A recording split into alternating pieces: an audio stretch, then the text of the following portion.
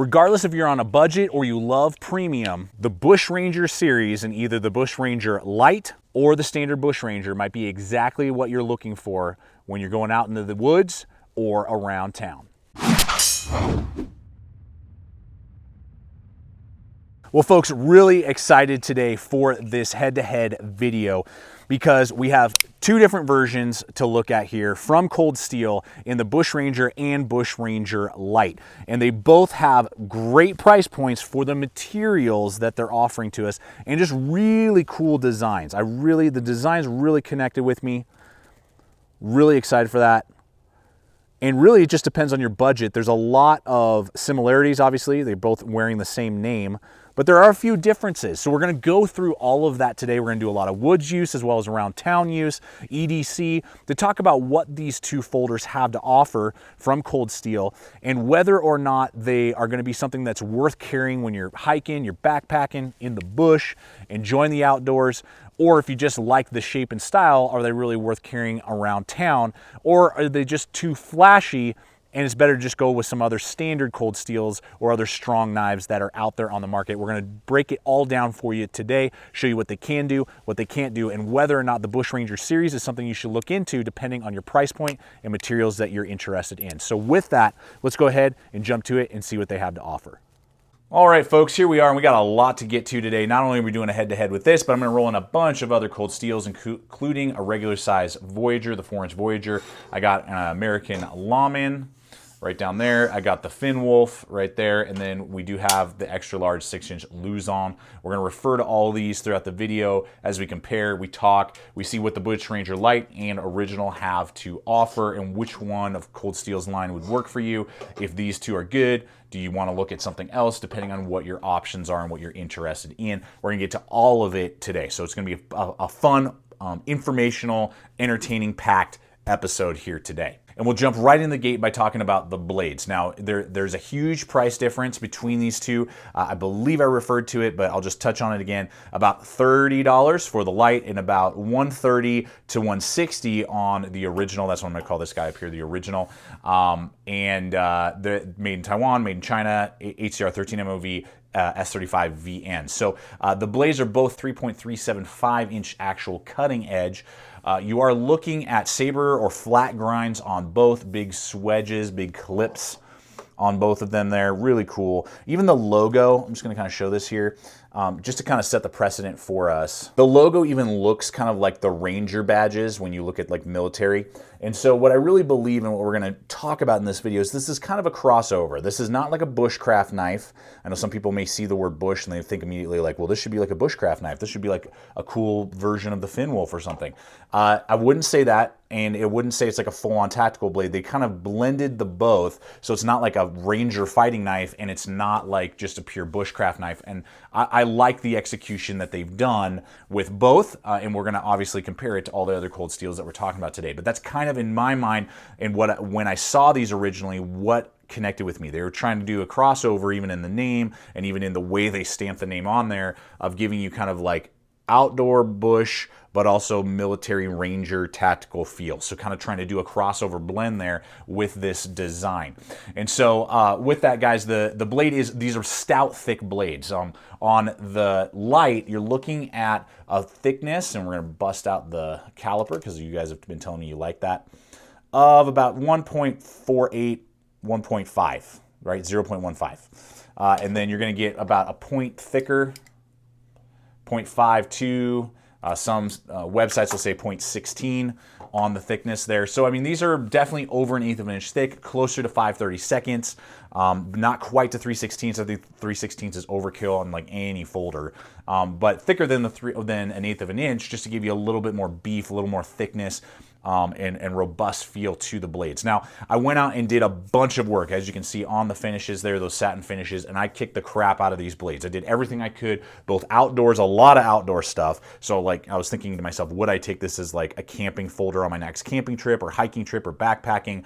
Would I use it in that regard? How does it handle? How does it feel ergonomically? Lots of, even reverse grips and feather sticks and some notching and all of that. Really going to town, really enjoyed that. Really pounding on these blades.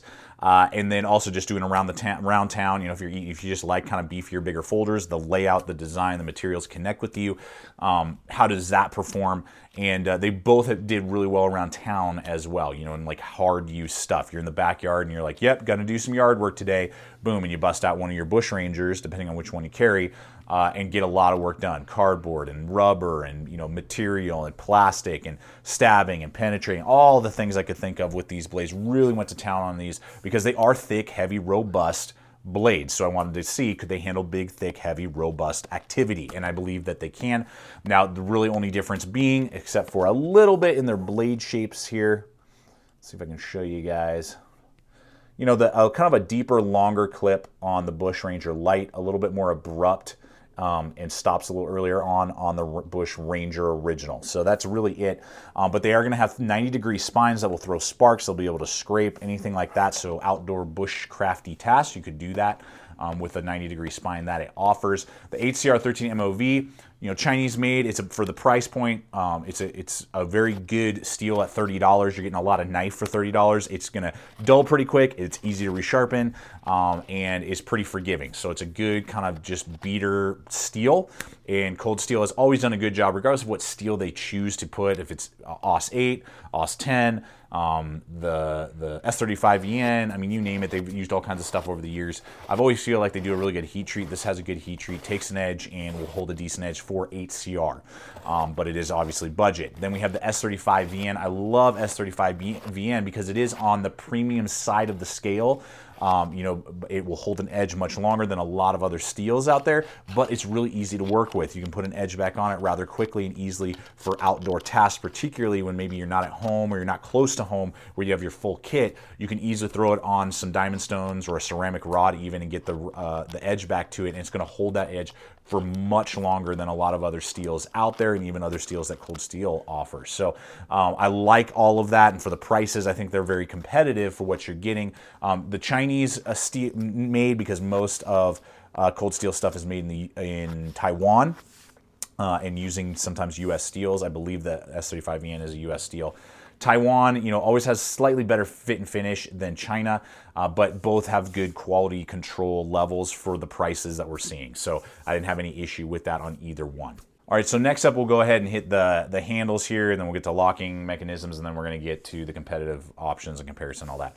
So what we're looking at here is on both handles, they're going to be very similar, just basically different materials at 4.75 inches overall, 4.875 inches overall length. So very large, full handles. I really like that. So you can see that there were large size gloves.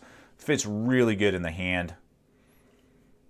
Really like that aspect. Comfortable regardless of holding it in a reverse grip or in the front hammer grip. I like that with both of them. Now the light is going to be GRN, glass reinforced nylon, and then the original is going to be G10. So that's what the materials are. So they're different. Nice smooth G10. Really like the texturing here. You can see that there on the original. And then more of like a reptilian skin texture on the GRN. So it's a little bit grippier. This one's a little smoother.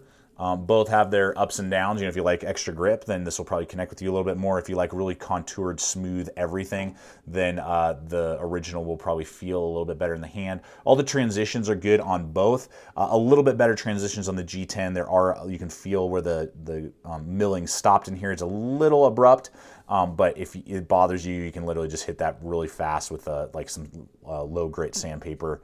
Or high grit, excuse me, high grit. I always get sandpapers mixed up. High grit sandpaper, take that off. It didn't bother me when I was like doing any of the wood carving or cutting or anything like that, but just something to kind of notice. That's just the quality levels. The G10, there's a little bit more attention to detail on the original. You're paying for it with the extra $100 than you are on the glass reinforced nylon, but very similar to like the Finn Wolf, if you have one of those, or any other polymer handled you know, Cold Steel. It's going to have kind of an abrupt transition when it has those GRN handles. Now, neither one of these will have liners, as you can see in there. The GRN has more of like a waffle cone or kind of setup just to give it strength, and then the G10, because it's denser, just has solid in there. And the G10 will make the Bush Ranger a little denser, a little heavier at 5.6 ounces, and the light is going to come in at 5 ounces even. So they are definitely beefy, but that's the way that they're designed. Now, as we bust out the caliper, again, just to kind of give you a thickness here, I'm going to do this right near the pivot just so you can see. The thickness is going to be on the light 0.65, so over ½ an inch thick. And then we're looking at 0.66 on the G10 version. Now, the difference is that the G10 version actually has some thinner portions on it. Let's see if I can get to it. There we go, 0.61 at 2 different points here. 5.3 back here in these 2 little portions where you can kind of see the handle concaving. There we go.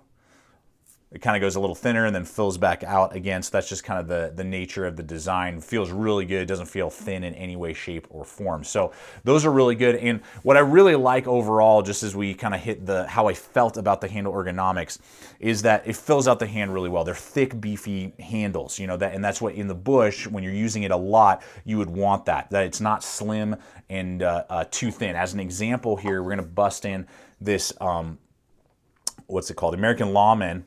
Great, kind of more obviously like a law enforcement tactical EDC folder, not like an outdoor tactical folder like the Bush Ranger is trying to hit, I believe. We can just see the thickness difference of 0.4.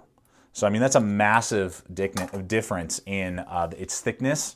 So this is going to feel great in the pocket, nice and slim, you know, good for quick cuts. You know, maybe 5 minutes holding it, using it. This thing is going to feel a lot better, both of these, because of the handle contouring and fullness in the hand. You feel like you have a lot more grip on it. It's not going to fatigue your hand over long periods of time, regardless if it's in a reverse grip or a natural hammer grip. So that's really nice. And the guards don't get in the way. Again, kind of giving you that crossover feel of Bush, but then Ranger. So it gives you the ergonomics and fullness of a bush knife, you know, like a bushcraft knife, but then gives you kind of the tactical capability of a large kind of thumb ramp into a guard and a deep cut in right here into the guard. So you're really in control, really locked into place if you did have to do some stabbing or penetrating or just harder tasks that maybe a bushcraft knife wouldn't be designed for. You know, this doesn't have quite that layout of the Finwolf. The Finwolf just doesn't have quite that type of layout. So it's still going to give you kind of the best of both worlds. Now, it does have a very large ricasso, both of these designs here. It doesn't have any issues, not sharp or angled or anything. I can absolutely rest my hand there if I did want to get in and get control, and then my middle finger is locked into that groove to keep me from sliding up. Now, I obviously wouldn't be stabbing or piercing with that way, but you could do it if you really wanted to get some different control, really wanted to get close in. The ricasso is large enough you could rest your index finger on there and get some more controlled cuts if you wish. I didn't feel like I had to do that. I felt like where my finger was in the natural grip was close enough that I could still work with it and get the feather sticks and the fine carving and cutting and woodworking that I would want. And now, since we're here, we'll go ahead and hit the pocket clips. They are ambidextrous, which is great. I really like that. You can just swap it, flip it over, and I really like the fact that it's just one pocket clip. To be honest with you, the 2 pocket clips that Cold Steel tends to do, you know, that's like this Voyager came with one that fits this way. It's ambidextrous, but they give you another one. And, you know, if I was ever to gift it to somebody, sell it at one point, I gotta sure hope I still have that other pocket clip floating around. Otherwise, a lefty's not gonna be able to use it, or a righty, you know, depending on who, you know, how you carry it. I like this. It's simple. You just unscrew it, flip it over. So that's all positive. It does have a high ride with a good lanyard hole there for 550 paracord, which makes it easier to deploy. We did a whole video on deep ride versus high ride pocket clips. I think this is good for the layout and idea of this knife, of either being a tactical or a bush folder, having those kind of 2 blending together so that you can really, even with gloves on, get a good grasp on the blade and pull it out. So it is going to be sticking out. People are going to see it, but I would argue it's not really designed, you know, this American Lawman is designed to be more EDC friendly. It's going to ride a lot lower in the pocket because it's more designed for that. Less likely, you want more concealment, more slimness, more low profile with that Lawman than you would with these Bush Rangers when you're outdoors in the backcountry, hiking, camping, enjoying the outdoors. Now, I didn't have really any issue with the light. Fit fine. The amount of grip to the body was all fine. Doesn't cause any hot spots. Neither one of these, in my opinion, create any sort of hot spots on the knife when you're doing long carving tasks. So that was another good positive. The one thing was that it was super tight on the G10 model up against the body. It was really pressing tight. I actually had to pull it and just kind of give it a micron of distance. So now you can actually kind of hear it tapping, a distance away from the body so I could actually get it better onto my pockets and then pull it off without trying to pull my whole pocket off. So I would have liked to see just a little bit different. You know, they could have just done something so it wasn't so freaking tight on that body to make it kind of difficult to pull out of your pocket unless you tweak the pocket clip a little bit. So that was my only critique with the pocket clip design overall, and it was on the original Bush Ranger. So let's hit these locking mechanisms, because you guys are probably itching at it, you know, like, come on, talk about that locking mechanism. So I'll hit the original first. I'm gonna belabor it as long as possible to talk about the rocker lock. So the original is a normal triad locking mechanism. If you own a cold steel knife or ever have, you know the triad locking mechanism is super strong. I love it. I would argue it's one of the strongest locking mechanisms on the market, and I have zero complaints with it. Sometimes you have to work in a triad lock. It takes us about a week for the knife to really kind of start to get smooth. It doesn't catch or anything like that. That was not the case on this Ranger, the original. I didn't have any sort of catching. It really was super smooth out of the box. You got that really nice drop right there, hits the ricasso on your finger, and then closes in really nice and smooth.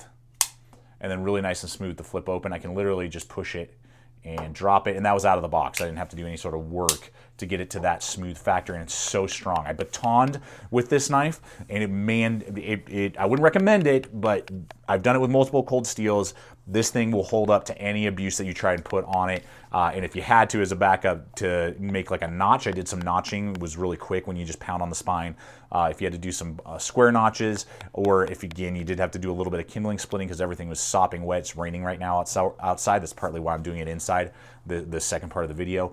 You know, and you had, what if I had to go make a fire right now? I'd want to split that kindling, try and get it dry, let it air out, and then try and start the fire that way. So it could handle that. So that's the triad on the original. Now, originally I thought that they had just added a rocker lock. That's what this little mechanism is called, to a triad. And I was like, that's redundant. Why would you do that? That's not the case on the light. The light is just a normal lock back like you would find on a Spyderco or a bench, or or a Buck or something like that, and then they added a rocker lock to it. Now, one of Cold Steel's kind of mantras is that they want any folder to be basically almost impossible to collapse on you. Like that's kind of one of their main focus points. That's why they came up with the triad all those years ago. That's why they add this. I think it's kind of redundant and a little silly with the lock back design. I wish they just put a triad on the light. There's really no reason for it. We see many other budget-friendly in the same kind of $30 to $40 price point range. I mean, this guy is like a $36 knife, Aus-8 steel. This has a triad on it, the Finwolf. So I don't know why they didn't do that on this design, particularly since this one is Taiwan. Let's make sure. Yep, Aus-8 Taiwan on the Finwolf. And I know that's a little bit more expensive steel, a little bit more expensive place to make than China. This is China HCR. So they could have kept the same price and just thrown another triad on there. Solid array, rock and roll. I understand the rocker lock on, say, liner lock designs that Cold Steel wants to use, like this Luzon. That's why I had it here. This is a liner lock, and then they have the rocker lock on there so that it won't disengage. Okay, I get it. I don't think it's needed on this guy either, but I understand it because that's kind of part of your guys' company. And then they can start doing like liner locks and flippers and things like that. You can't do a flipper on a lockback. So I understand that, but it's just kind of redundant and silly. I don't know why they did that with this design. Now, the way this locker, it's not bad. It's there. It's neither here nor there for this lock, for the light. So in this configuration here, it doesn't auto set or anything like that. It's a total manual backup lock, basically. So you could just leave it there, and that's what I tend to do, and I never really use it, and it's just there. There's a slight rattle. I don't know, you could probably unscrew it. Maybe you could completely take it off. You never even have to think about it. That is something you could maybe look into. I haven't done it, so I couldn't tell you if you can or not, and I'm not going to try. I got better things to spend my time on. So, but what you can do is push it forward, and then the blade will not deploy. It's got basically a safety on it. So if that's something you care about, if you have kids around, maybe something like that, cool. It's a nice little bonus there. Then you can open this up and then move it forward, and now I cannot disengage the lock back.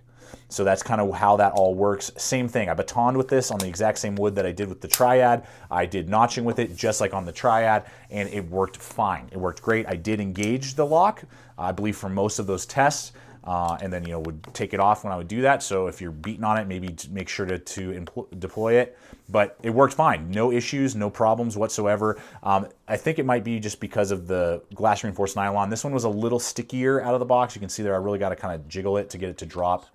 And then I got to put a little more energy on it to flick it open there.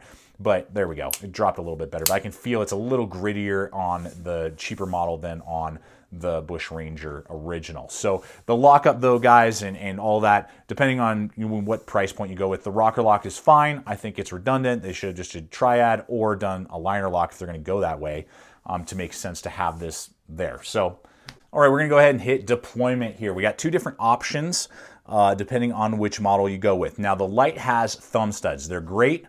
You can tweak them if you need to. They are completely ambidextrous. I really like that. Cold Steel used to do something more like this on like the Lawman, where one side, the righty, is set up, but you could like kind of back it out if you're lefty. I think it's better just to have completely ambidextrous so people don't have to worry about it. They have done that with this design. So you could literally just swap the pocket clip, don't have to adjust anything, you're ready to rock and roll. It's kind of like a honeycomb design in the sense it kind of stacks and just it's kind of narrow, but it's great. I have zero issue with it. Blending away from the body gives me good purchase. I can just flick my wrist a little bit, boom, launches that thing right out. So that's a really good setup. The one thing is that it is kind of covering that edge. It goes about 1/4 inch. So if you're really close up here, you might bump into it sometimes, but it doesn't block the sharpening capability, you know, and resharpening or anything like that on the design. So the thumb stud works great, zero complaints, completely ambidextrous. Now the original is going to have a thumb plate. You see this sometimes on some Cold Steels. The AK-47 folder has this, and a few of their other designs over the years have had this as well. I've used it. It's functional. It has a little star driver right in there that holds it into place, so it's completely ambidextrous on either side there, righties or lefties. You don't have to adjust anything. Got a little bit of jimping that's not overly aggressive on it there, and so you can easily purchase it, flick that thing out, no problem, drops, closes it, hits it. Now the issue that you just saw there is because it's a further distance and these are wide blades, every once in a while, I mean, because it's just not as high off the blade as the thumb stud, I will miss it when I'm trying to thumb deploy it. I'll kind of slide off and oop, in that way. So that's where the thumb stud is a little bit better. The thumb stud is easier to purchase than the thumb plate when you are trying to deploy the knife. Now it is further back, so you have less likelihood of snagging it when you're going through cardboard or like thin things like I was talking about with the thumb studs. So it's backed off so that it's almost not covering the edge or blocking the edge at all. So that's a positive, but that's something to note. Every once in a while I'll miss it, mostly because it's not as far away from the blade and it's further away from the blade, so I have to extend my thumb further to engage it. Now on the flip side, the kind of cool thing is you can use it, because there's this little bit of a lip right here, as basically like an Emerson wave feature. You can use it, hook it on your pant pocket, and whip it right out. That's pretty cool. Now, it's not quite as intuitive as an Emerson wave. I own a couple, and those have a bigger hook. They will catch a little easier. This will catch fine as long as you just practice a couple times. But it does depend on the type of pants. If you wear like high cut pocket jeans, it will kind of tend to, you got to really think about what you're doing to try and engage it. If you're wearing more low cut like Apex 511 pants that have wider openings on the pockets and are more like a 45-degree angle than like a 90-degree angle, then those will catch way easier. So it's kind of a, if you will, a catch-22. So bottom line, the plate is fun and entertaining, and it's got a cool factor to it. It does have some drawbacks with how short it is off the blade, and sometimes missing the deployment. The thumb studs on the light are just no games, no flashiness, very standard, very simple. You're not going to get the fun factor, but you will get the functionality factor out of the light. So guys, wanted to give you a quick heads up as well that I went out, bought this guy, the light, to see how it would connect with me. Would I like it? Is it something that I wanted to test out and review? It really connected with me. I was having a lot of fun with it. So I reached out to Cold Steel, said, hey, would you guys send me the original as well so I could do a head-to-head video? They said, sure. So they sent that over to us so I could give you guys all the positives, all the drawbacks, what it has going for it, maybe what are things that you need to consider so that you can make that wise decision on if these tools are the right ones for you, or some of the ones that we're running in today and that you're going to see make more sense to you. That's what I always want to do here, is help you guys when you're throwing your hard-earned money down to go, okay, I know exactly what to expect from these blades, and now you have a higher probability of really enjoying and get the most out of the products that you guys use week in, week out, that you rely on for your jobs, for your fun, and for your activities. So as we bring it to a close, guys, and run in some of these blades, just to kind of talk perspective here and, you know, what you can expect. I think that Cold Steel has done what they were shooting for in the name and the design, and what I would think of when I think of the knife.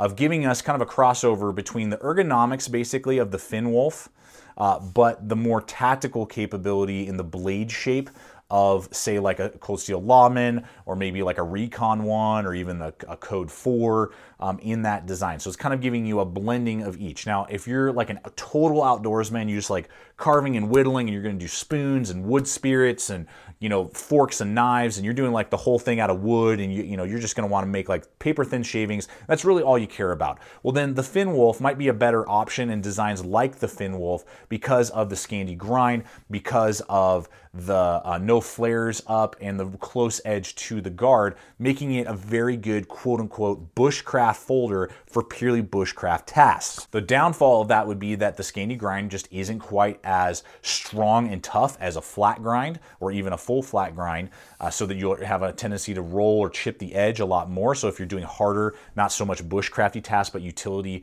tasks, harder use tasks, then this will have a tendency to dull faster, chip and roll, and cause you issues, and you just have a flat back, no jimping, and a mild cut-in. So there's a higher probability of you slipping up, injuring yourself, something like that, that the Bush Rangers offer. You still get the comfortability of the contouring, but you get much deeper guards, and you get the flare up on top, so you're in a lot more control of the knife and less likely to slide up.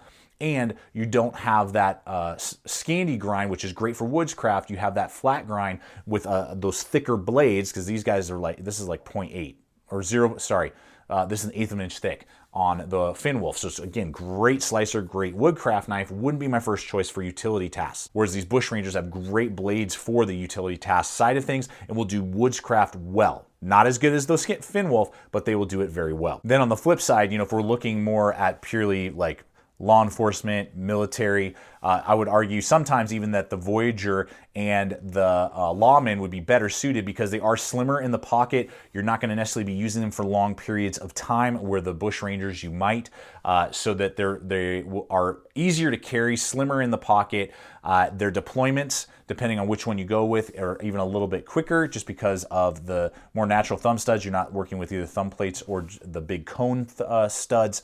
And they have super deep cut-ins, heavier traction. This diamond on the Ranger and this G10 is heavily textured, or not heavy, but you know, definitely more textured than the smooth G10 on the Ranger down here. So you're getting deeper cut-ins, better traction for harder stabbing, penetrating, utility type of tasks. But these are not going to be as fun as these Rangers out in the woods because of the handle ergonomics. These ergonomics are just so well contoured and have, even with the checkering and the reptilian scales, just a comfortable feel to it that you're going to really enjoy holding it for a very long period of time if you are doing a lot of woodscraft tasks, but still able to cross over into more harder utility tasks because of their thick handles, you know, and just how they're overall designed. So they really have taken the best parts of the Finn Wolf, the best parts of, say, some of their more tactical line, and blended them together into this Ranger, Bush Ranger line. And so that's, guys, what you can expect. That's what you're getting with this, is a great crossover blade